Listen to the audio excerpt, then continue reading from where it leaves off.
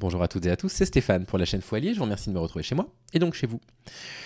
On est au 7e épisode de notre petite série consacrée à la lecture de Dedans Dehors, le magazine de l'Observatoire international des prisons, la section française, dont le titre est « Violence faite aux femmes, la prison est-elle la solution ?»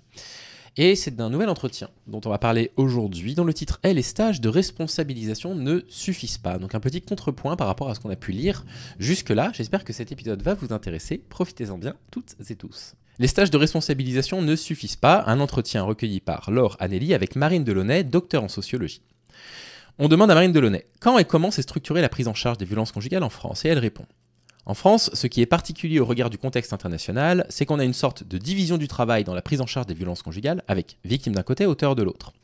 Les premières formes de prise en charge des victimes reposent essentiellement sur le secteur associatif. C'est pas normal. C'est pas normal que ça ne vienne pas de l'État. C'est pas normal que ce soit les milieux associatifs qui prennent en charge les femmes victimes de violences conjugales. Ce sont des citoyennes qui méritent qu'on les prenne en charge quand elles subissent ce genre de choses, quoi. Et donc on se repose encore sur le milieu associatif pour résoudre nos problèmes sociétaux. Donc tout ça, ça a émergé dans les années 70, ça s'est progressivement professionnalisé et institutionnalisé dans les années 80. Depuis une quinzaine d'années, l'intensité de l'attention politique et médiatique à l'égard de cette problématique ne faiblit plus, celle-ci ayant été érigée grande cause nationale en 2010. La grande cause nationale, les violences faites aux femmes. Oh, quelle honte. La structuration de l'accueil des victimes reste cependant fragile parce que les subventions ne sont pas pérennisées, que les relais institutionnels au sein de l'État sont aussi très instables, cette compétence étant régulièrement transférée d'un ministère à l'autre suivant les gouvernements entre le ministère du droit des femmes, le ministère de la famille, etc.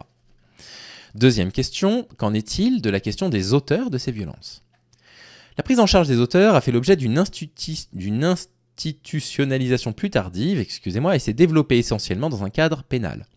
La création en 2004 de stages de responsabilisation des auteurs de violences intrafamiliales va marquer une étape déterminante dans son développement, même si quelques initiatives existaient de manière éparse et sporadique avant cette date. Les magistrats s'en emparent largement et y orientent massivement les auteurs de violences conjugales. Et ça, c'est une bonne chose. On a vu que ça faisait chuter la récidive. Donc ça, c'est une bonne chose.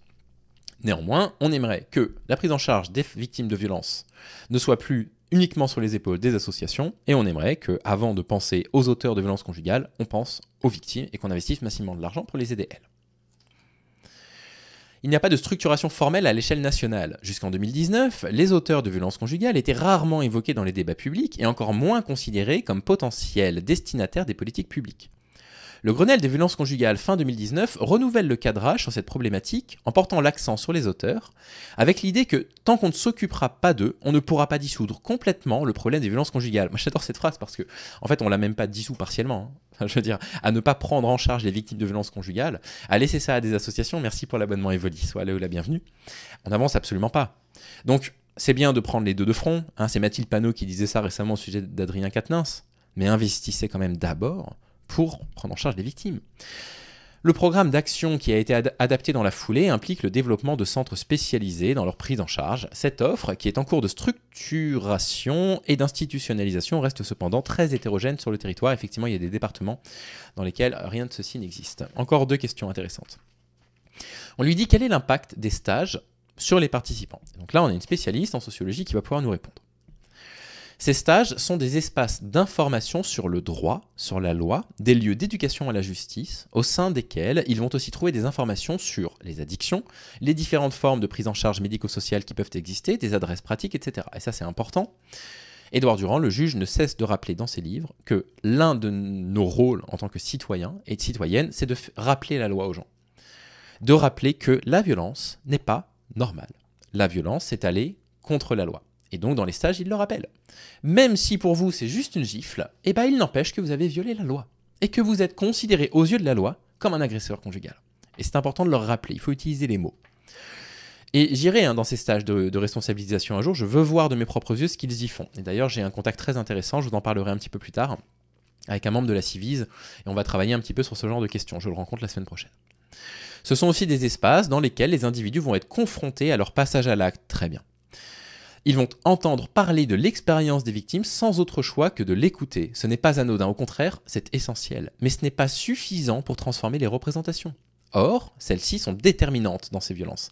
Et c'est là que c'est très intéressant de dire que la représentation du coup de la domination masculine et de la violence, c'est un sujet de tous les jours, qui doit être fait sur absolument tous les différents sujets où on retrouve de la violence masculine. Les réseaux sociaux qui vont genrer les différentes offres d'emploi, on en parle demain dans la vidéo que vous allez voir vous, là aujourd'hui en live demain, mais que les personnes qui regarderont cet épisode sur YouTube auront déjà vu il y a une semaine.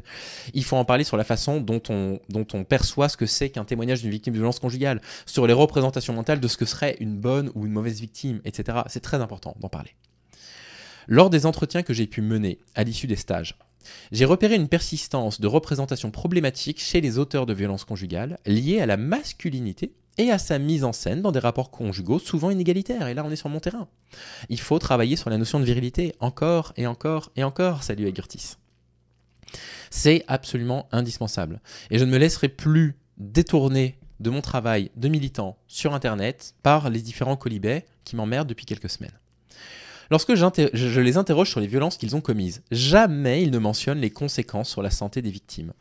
Ils soulignent le caractère anodin et ordinaire des violences conjugales pour dédramatiser la situation, Katniss, en insistant sur la distinction que l'on peut faire entre eux et l'image archétypale du monstre violent. Donc vous voyez, il dit « mais moi j'ai juste frappé une fois, j'ai juste mis une gifle, vous comprenez?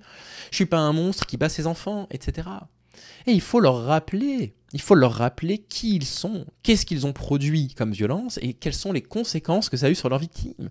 Parce qu'à partir du moment où vous produisez de la violence sur une personne, ça c'est la justice qui le dit, vous avez objectivé la victime, et donc comme vous l'avez rendu objet, vous n'avez pas d'empathie pour la victime. Et donc il faut leur rappeler, mais voilà en fait les conséquences de vos actes, voilà ce que vous avez produit, et il faut leur rappeler.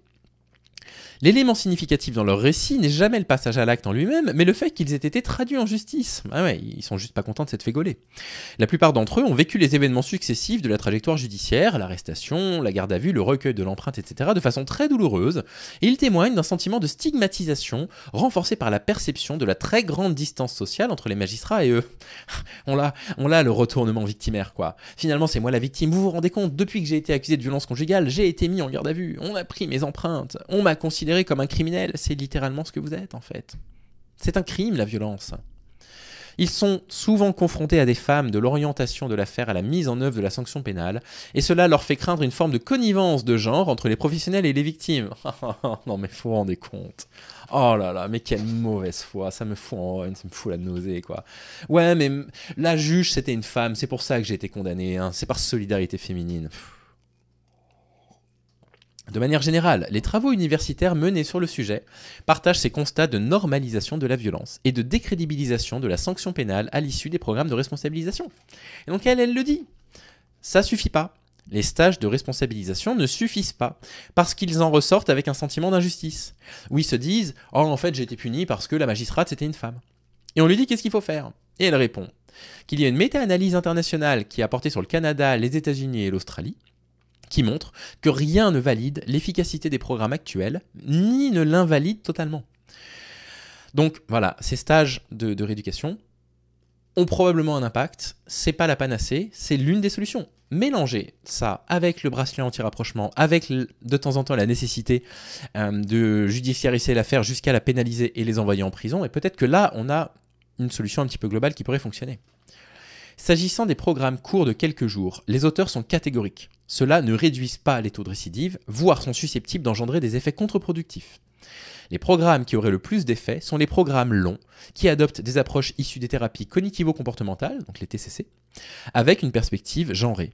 Les modèles sensibles au rapport de genre, qui abordent les masculinités dans une perspective globale, travail, relations, parentalité, sexualité, addiction, ça c'est mon travail, je suis fier de lire ça, et qui déclinent des prises en charge combinant espace de parole et d'information, tant collectif et individuel dans un cadre judiciaire mais aussi extra-judiciaire, apparaissent comme les plus porteurs de changement. Mais pour ça, il faut de l'argent. Pour ça, il faut investir de l'argent et de l'énergie. Et donc il faut que la grande cause du quinquennat Macron devienne réellement la grande cause, ne serait-ce qu'une cause, parce qu'on n'a vraiment pas l'impression qu'ils prennent ça en charge. Et donc voilà une mise en perspective de ce qu'on a lu dans les 5 articles précédents. D'une personne qui dit « mais moi je suis allé les voir, je suis sociologue et j'y suis allé dans ces centres ». Et on nous dit que c'est une des meilleures solutions. Ouais, si c'est court, ça n'a pas d'efficacité. Ou en tout cas, ça n'a pas montré l'efficacité. Par contre, si c'est des centres de rééducation qui les prennent longuement, il semblerait qu'il pourrait y avoir potentiellement une efficacité reconnue. Bien.